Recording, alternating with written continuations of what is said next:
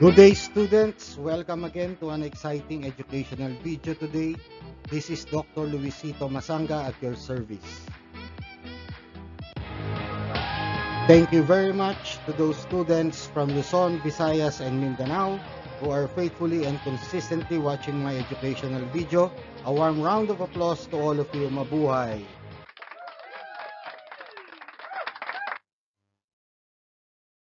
Let us define first what is non-probability sampling. Non-probability sampling is defined as a sampling technique in which the researcher selects samples based on the subjective judgment of the researcher rather than randomly selecting. So, in other words, this technique, no, non-probability sampling, is most useful for exploratory studies, like a pilot survey, wherein deploying a survey to a smaller sample compared to predetermined sample. Usually, the researcher used this method where it is impossible to draw random probability sampling due to number one is time, and number two is cost consideration.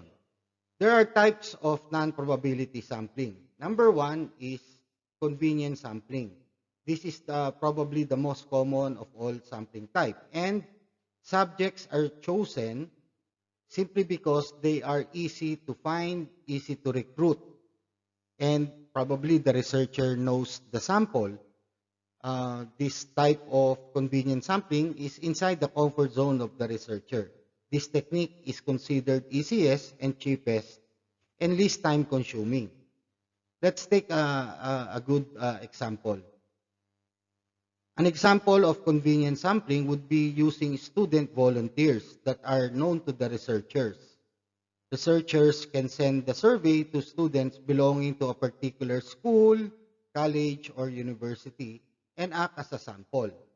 Number two is consecutive sampling. This is also similar to convenience sampling except that it seeks to include all accessible subjects as part of the sample. This non-probability sampling, which is consecutive sampling, is best of all non-probability samples because it includes all subjects that are available that makes the sample a better representation of the entire population. Let's take, for example, if you are inside the mall, there are some individuals that are giving flyers, leaflets. For example, the product is a car.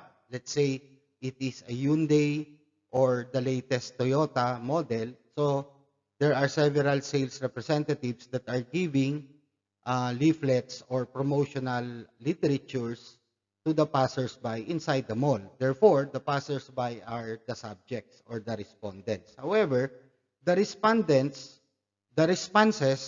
of these individuals, once it is collected and analyzed, there is no conclusive evidence or result that people would want to buy that car based on the feature or specification described in this leaflet.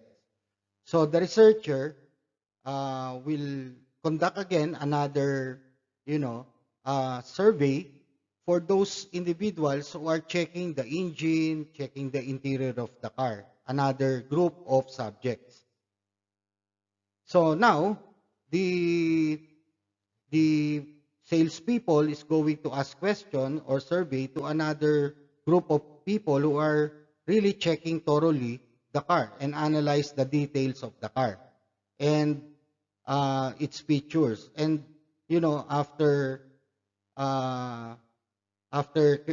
analyzing the data, this group of people has provided conclusive, signal or evidence because they show keen interest and might be considered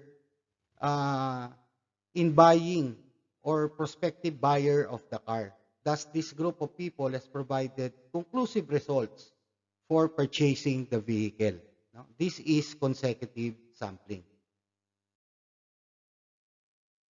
Number three type of non-probability sampling is a quota sampling. What is this quota sampling?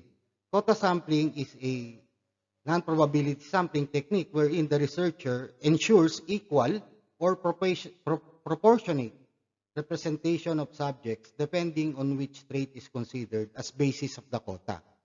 Example, there is a researcher who wants to research about a certain tertiary education, and then the researcher would equally represent a sample size of, let's say, 100.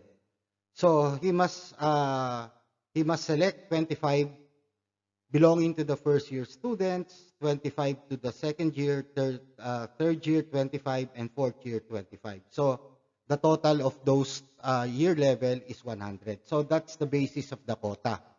And usually it is based on the demographic, like for example, age, gender, education, race, religion, and the socioeconomic status. Let's take another example in an organization. You want to study about career goals of 500 employees. Therefore, in 500, you must select 250 male and 250 females. So this is an example of an equal or proportionate representation of subject based on gender. The next type of non-probability sampling is judgmental sampling. This is most commonly known as purposive sampling. Sampling in this type, subjects are chosen to be part of the sample with a specific purpose in mind. With judgmental sampling, the researcher believes that some subjects are more fit for the research compared to other individuals. So this is the reason why they are called purposively sampling, because they are chosen as the subjects. Example, if you want to do a research among, let's say, young millennials in the IT sector, so purposive sampling is you must include all subjects that are related to information technology. If it is business administration, you cannot consider them as a sample because your research is about information technology for that particular purpose. Let's go to snowball sampling. Snowball sampling is usually done when there is limited or handful or small population size. In this type of sampling, the researcher asks initial subject to identify or suggest or refer another potential subject who also meets the criteria of the research. Okay?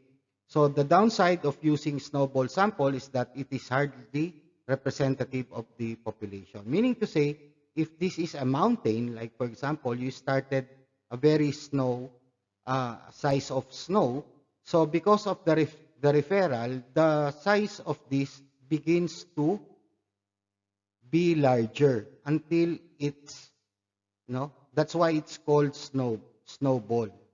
As the snow begins to descend the mountain, the diameter increases because of the referral.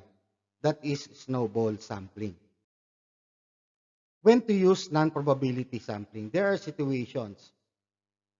This type of sampling can be used when you are demonstrating that a particular trait exists in a population. It can also be used when a researcher aims to do a qualitative pilot or exploratory study, as mentioned to you. It can be used when randomization is impossible, like when the population is almost limitless. It can be used also when research does not aim to generate results that will be used to create generalizations pertaining to the entire population. It is also useful when the researcher has limited budget, time, and workforce. This technique can also be used in an initial study which will be carried out again using randomized probability sampling, combination ready or mixed. And therefore, this is our references for this non-probability sampling. And this ends my tutorial video. Thank you very much for watching. I hope this is helpful to all the students. Thank you very much again for subscribing, liking the channel, and sharing the channel. Till next time, Keep always safe. Thank you very much.